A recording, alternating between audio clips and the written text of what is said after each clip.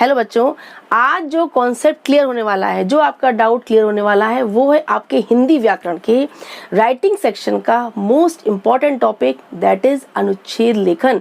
इसको हम इंग्लिश में कहते हैं पैराग्राफ राइटिंग और इसको लघु निबंध भी कहते हैं। चलिए आइए इस टॉपिक को सिंपल टिप्स से इजी बनाते हैं ताकि आपको एग्जाम्स में आप फुल मार्क्स गेन कर सके। Welcome to Navi education.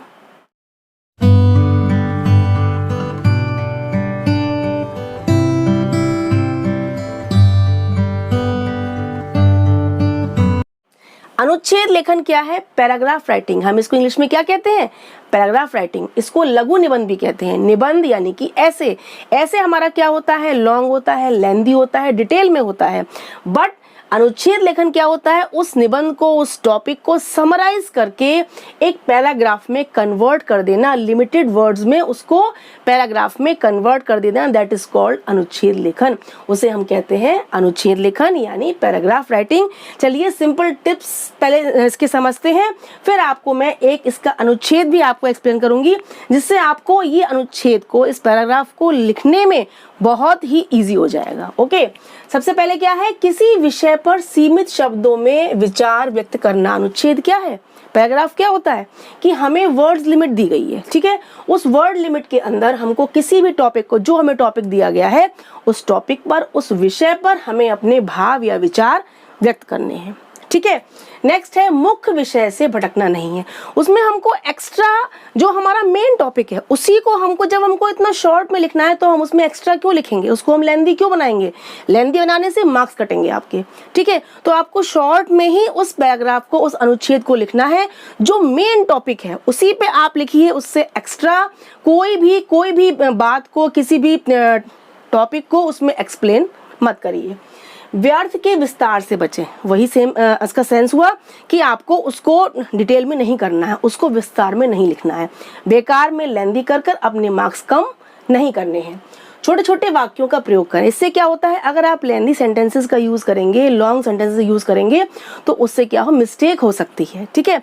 और यदि आप शॉर्ट सेंटेंसेस का यूज करेंगे इजी लैंग्वेज में तो वो उसमें आपकी मिस्टेक्स नहीं होंगी, जिससे आपके मार्क्स भी कट नहीं होंगे। संकेत बिंदुओं को अनदेखा ना करें, ठीक है। पहले अनुच्छेद लेखन में संकेत बिंदु नहीं दिए जाते थे, लेकिन अब मोस्टली संकेत बिंदु यानी कि हिंट्स दिए जाते हैं, जिनको ध्यान में रखते हुए पैराग्राफ को लिखना बहुत ही इजी हो जाता है। यदि आपके संकेत बिंदु नहीं दिए गए, मोस्टली तो आपके दिए ही जाते हैं हिंट्स, लेकिन यदि नहीं दिए गए हैं तो आपको रफ में या मन में उन संकेत बिंदुओं को आपको पहले तैयार करना पड़ेगा। 4-5 आप उसके हिंट्स सोच लेंगे तो उसको आप दिमाग में रखते हुए जब आप अनुच्छेद लिखेंगे, पैराग्राफ लिखेंगे तो बहुत ही सिंपल तरीके से, बहुत ही स्मूथली आपका पैराग्राफ कंप्लीट हो जाएगा, ठीक है। और यदि संकेत बिंदु दिए गए हैं फिर तो बहुत इजी हो जाता है कि उन्हीं हेडिंग्स को, उनको आपको हेडिंग नहीं डालना है, लेकिन उनको ध्यान में रखते हुए आपको पैसेज में सेंटेंसेस बनाने हैं, बस यही करना होता है। तो संकेत बिंदुओं से, उन हिंट्स से लिखना बहुत ही इजी हो जाता है। तो जो भी हिंट्स दिए गए हों, जो भी संकेत बिंदु दिए गए हों, उनको अनदेखा ना करें, उनको ध्यान में रखते हुए लिखेंगे तो आपका पैराग्राफ अच्छा लिखेगा और आपके मार्क्स भी अच्छे आएंगे, ठीक है। नेक्स्ट है शब्द सीमा का ध्यान रखें। आपको वर्ड लिमिट जो दी गई है, अगर आपकी 80 से 100 वर्ड दी गई है, यानी या फिर 100 से 120 वर्ड दी गई है, जो भी आपकी वर्ड लिमिट दी गई है उस वर्ड लिमिट के अंदर ही आपको अनुच्छेद लिखना है। उससे आपके 5-6 वर्ड, 5-10 वर्ड ज्यादा हो जाए तो कोई दिक्कत नहीं है, लेकिन ऐसा नहीं कि आपको 100 दिए हैं तो आपने उसके 200 कर दिए, 150 कर दिए, ऐसा नहीं है। थोड़ा बहुत प्लस माइनस वर्ड्स का चलता है, लेकिन आपको वर्ड लिमिट का ध्यान रखना है। भाषा आपकी सहज, सरल और प्रभावपूर्ण, यानी भाषा आप सिंपल यूज करें, सरल यूज करें, इजी वर्ड्स का यूज करें। टिपिकल यूज करेंगे तो आपकी मिस्टेक्स हो सकती हैं, इसलिए आपको सिंपल सरल शब्दों का यूज करें। प्रभावपूर्ण यानी इफेक्टिव लगे पढ़ने में, जो रीडर, जो एग्जामिनर, टीचर पढ़े या जो भी इसको रीड करे उसको बहुत ही इफेक्टिव यानी प्रभावपूर्ण लगे। और आपके सेंटेंसेस आपस में, उनमें रिलेशन होना चाहिए, उनमें एक प्रभाव फ्लो होना चाहिए।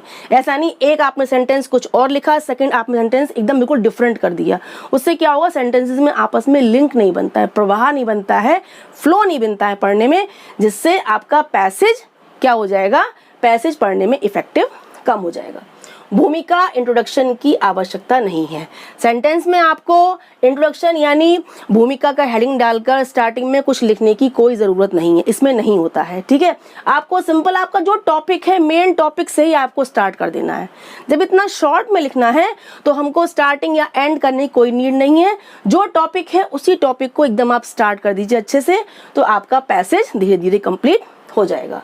सीधे मुख्य विषय से ही विचार आरंभ करें। वही बात कह दी मैंने आपसे कि भूमिका इंट्रोडक्शन या कुछ भी स्टार्टिंग में ना लिख के जो आपका टॉपिक है उस मुख्य विषय से ही अपने भावों को, विचारों को व्यक्त करना स्टार्ट कर दीजिए। जो भी आपके दिमाग में आ रहा है उसको पैसेज के रूप में आपको लिखना है शब्द सीमा के अंदर। आपको अनुच्छेद लेखन में कोई भी टॉपिक दे सकते हैं, ऑप्शन दे सकते हैं। जैसे मैं आपके लिए लेके आई हूँ परीक्षा का डर यानी एग्जामिनेशन का डर, जो ज्यादातर बच्चों को बोर्ड के एग्जाम्स में होता है। आज उसी टॉपिक को मैं आपको एक अनुच्छेद के रूप में आपको समझाऊंगी। देखिए बहुत सिंपल है, बहुत ही इंटरेस्टिंग टॉपिक है, जरा सुनिएगा। देखिए इसके मैंने संकेत बिंदु लिखे हुए हैं। सपोज आपको ये टॉपिक आ जाए और आपके संकेत बिंदु ये दिए गए हैं कि परीक्षा नाम से भय, भय यानी कि डर, परीक्षा की पर्याप्त तैयारी यानी कि प्रिपरेशन, घबराहट, बेचैनी। ठीक है, प्रश्न पत्र ने डर भगाया। सिंपल आपके ये 4 हिंट्स हैं, 4 संकेत बिंदु हैं। इनको ध्यान में रखते हुए हम पैसेज लिखेंगे, वर्ड लिमिट का ध्यान रखेंगे हुए हम देखिएगा इस पैसेज को बहुत ही स्मूथली इजीली कंप्लीट करेंगे, वो भी वर्ड लिमिट के अंदर। देखिए, परीक्षा शब्द सुनते ही ज्यादातर बच्चों को घबराहट होती है, मेरा भी यही हाल था। यानी हमको खुद को अपने बारे में हमारे संग कुछ ऐसा हुआ हो वो लिखना चाहिए, जिससे क्या होता है बहुत ही अच्छे सेंटेंस बनते हैं और बहुत ही अच्छे तरीके से इजीली और सिंपल लैंग्वेज में आपका अनुच्छेद कंप्लीट हो जाता है। ठीक है, परीक्षा शब्द सुनते ही ज्यादातर बच्चों को घबराहट होती है, मेरा भी यही हाल था। जैसे जैसे परीक्षा निकट आ रही थी वैसे वैसे डर व बेचैनी बढ़ रही थी, घबराहट बढ़ रही थी। इस डर को भुलाने के लिए मैं बार बार जिन प्रश्नों के उत्तरों में संदेह था दोहराई जा रही थी और साथ ही ईश्वर को भी लगातार याद कर रही थी, हे भगवान इजी आए ताकि मेरा पेपर अच्छा हो जाए। ठीक है, अंततः परीक्षा का दिन आया और मैं सब हिम्मत जुटाकर परीक्षा भवन में पहुंच गई, यानी एग्जामिनेशन हॉल में मैं चली गई। लेकिन मन बड़ा घबरा रहा था कि क्या प्रश्न आएंगे, कैसा क्वेश्चन पेपर हमारा होगा, पता नहीं पड़ा हुआ आएगा भी या नहीं। यह सोचते सोचते समय हो गया प्रश्न पत्र बंटने का। सभी को प्रश्न पत्र मिले, हाथ कांप रहे थे प्रश्न पत्र को खोलने में, घबराहट हो रही थी कि उसको खोल के देखिए क्या क्वेश्चंस हैं उसमें। ठीक है, लेकिन समय आरंभ होने पर हिम्मत करके प्रश्न पढ़ना मैंने शुरू किया। प्रश्न पढ़ने के साथ साथ मन का डर गायब हो रहा था। जैसे जैसे हम क्वेश्चंस को रीड कर रहे थे वैसे वैसे मेरा डर गायब हो रहा था। क्यों? क्योंकि जो क्वेश्चंस पढ़ते जा रहे थे वो मुझको सारे अच्छे से उनके आंसर्स आ रहे थे, क्योंकि 1 या 2 प्रश्न छोड़कर सभी का हल आ रहा था, यानी बहुत ही इजीली उनके आंसर समझ में आ रहे थे। बस फिर डर गायब हुआ और परीक्षा करने में मैं व्यस्त हूँ। आपने देखा कितने सिंपल तरीके से मैंने ये पैसेज, ये अनुच्छेद लेखन को कंप्लीट कर लिया।